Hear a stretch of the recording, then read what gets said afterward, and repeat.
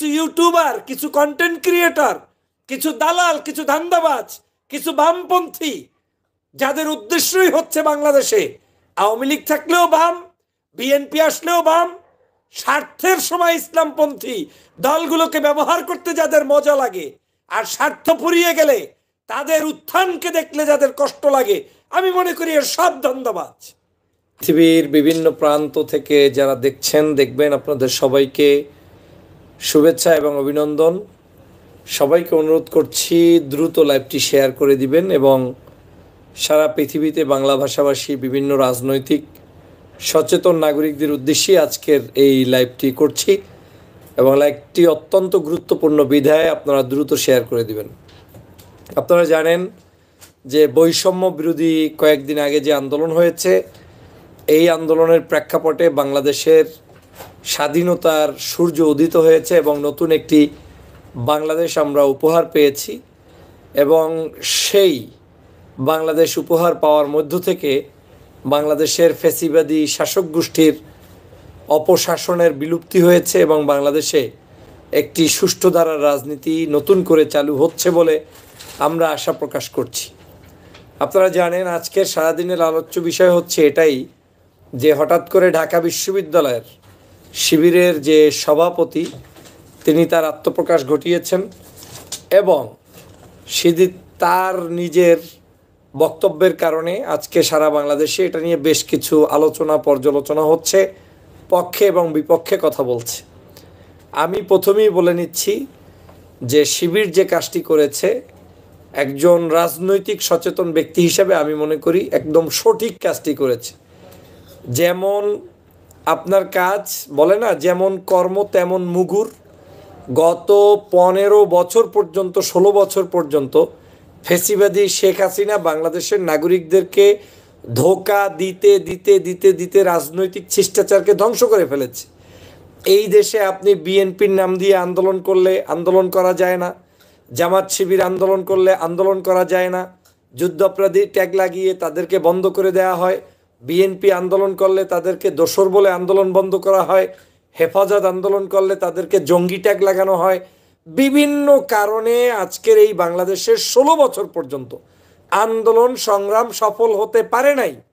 এটাই তো সফলতা যে একটি আদর্শবাদী সংগঠন তাদের নেতৃত্বের লেভেল এমন পর্যায়ে নিয়ে গিয়েছে যে তারা শেখ হাসিনার মতো একজন ব্যক্তিকে হাইকোর্ট দেখিয়ে তার কাছ থেকে ক্ষমতা কেড়ে নিয়ে বাংলার মানুষকে মুক্ত করে দিয়েছে। এটা তো বাংলাদেশের জন্য পজিটিভ। এটাই আরো 16 বছর আগেই করা উচিত ছিল। বাংলাদেশের নাগরিকদের মুক্তির জন্য রাজনৈতিক অঙ্গনে প্রকাশ্যে কিংবা গোপনে রাজনীতি কে কিভাবে করবে সেটা রাজনৈতিক সিদ্ধান্ত এবং এটাই হচ্ছে রাজনৈতিক সুষ্ঠু সুন্দর পরিকল্পনা। আজকে যারা সংকীর্ণ তারা শিবিরের আত্মপ্রকাশকে অনেকে মনে করেন কেন এখন আত্মপ্রকাশ করলো, কেন করে নাই। তার মানে আপনার দৃষ্টিতে আমি আত্মপ্রকাশ করে আবার গরুর মাঠে সমাবেশ করি?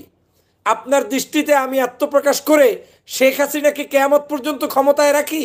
নাকি আপনার দৃষ্টিতে আমি আমার পরিচয় গোপন রেখে যুদ্ধ কৌশলের অংশ হিসেবে জাতিকে মুক্ত করে তারপরে সঠিক সময় আমার পরিচয় সামনে নিয়ে আসি?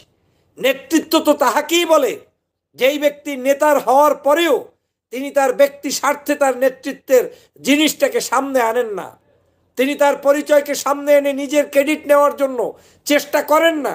নেতৃত্ব তো তাকেই বলে যিনি চেষ্টা করে বাংলার জনগণকে মুক্ত করে, তাকেই তো নেতৃত্ব বলে।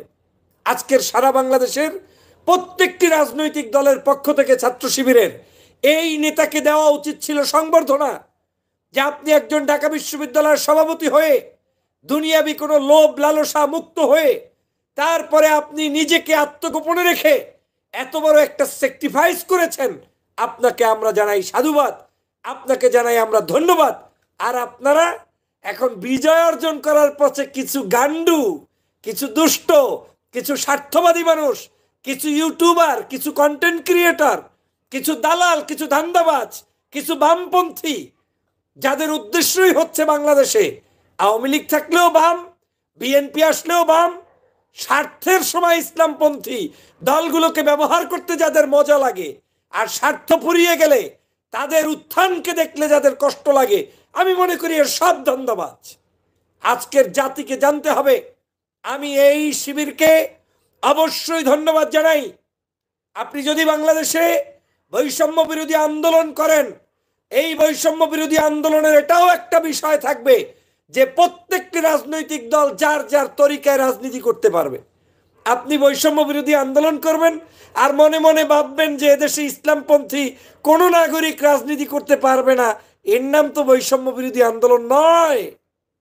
বৈষম্য বিরোধী আন্দোলন তখনই সফল হবে যখন এদেশে একজন বামপন্থী রাজনীতিবিদও রাজনীতি করবে, পাশাপাশি ডানপন্থী একজন ব্যক্তিও রাজনীতি করবে।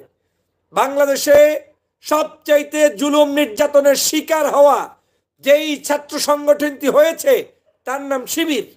এখন শিবির যদি তার কৌশল পরিবর্তন করে তাকে এই দেশে তার আদর্শ প্রতিষ্ঠার জন্য কিংবা দেশের মানুষকে মুক্তির জন্য তিনি যদি কৌশল করে আজকের তিনি এই কৌশলে জিতিয়ে এনে বাংলার মানুষকে মুক্ত করে, তাতে আপনার জ্বলে কেন? আপনার আগুন জ্বলে কেন? যদি আপনার আগুন জ্বলে থাকে, আমি সারা বাংলাদেশের প্রত্যেকটি নাগরিককে আহ্বান করব, নিজের বুকের দিকে আঙ্গুল তোলেন, তুলে নিজেকে আস্ক করেন, আস্ক ইউর সেলফ যে আপনার হৃদয়ে আগুন জ্বলে কিনা। যদি জ্বলে, বুঝতে হবে আপনি টাটকা মুনাফিক, কারণ শিবির শোনার কারণে আপনার আগুন জ্বলে। এই আন্দোলনটাই নেতৃত্ব দিয়েছে বিএনপি, জামাত, শিবির, হেফাজত, চরমনাই। কারো নাম শুনে আপনার গা জ্বলল না, শিবির শুনে আপনার গাটা জ্বললো কেন? তার মানে আপনি শিবিরকে এস্টাবলিশড হতে দিতে চান না। কেন আপনি তাহলে দিতে চান না? তার মানে আপনি হাসিনার দোসর, হাসিনার দালাল। আওয়ামী লীগ যেটা চেয়েছে আপনিও সেটা চাচ্ছেন। এটার নাম তো গণতন্ত্র না। আমি আমার ছাত্র দলকে প্রতিষ্ঠিত হতে দেখতে চাই, আমি আমার ইসলামী আন্দোলনকে প্রতিষ্ঠিত হতে দেখতে চাই, আমি আমার কওমি ছাত্রকে প্রতিষ্ঠিত হতে দেখতে চাই। অ্যাট দ্য সেম টাইম আমি আমার ছাত্র শিবিরকেও প্রতিষ্ঠিত হতে দেখতে চাই। এটাই তো হচ্ছে স্বাধীনতা, এটাই তো হচ্ছে মুক্ত চিন্তা, এটাই তো হচ্ছে রাজনৈতিক শিষ্টাচার।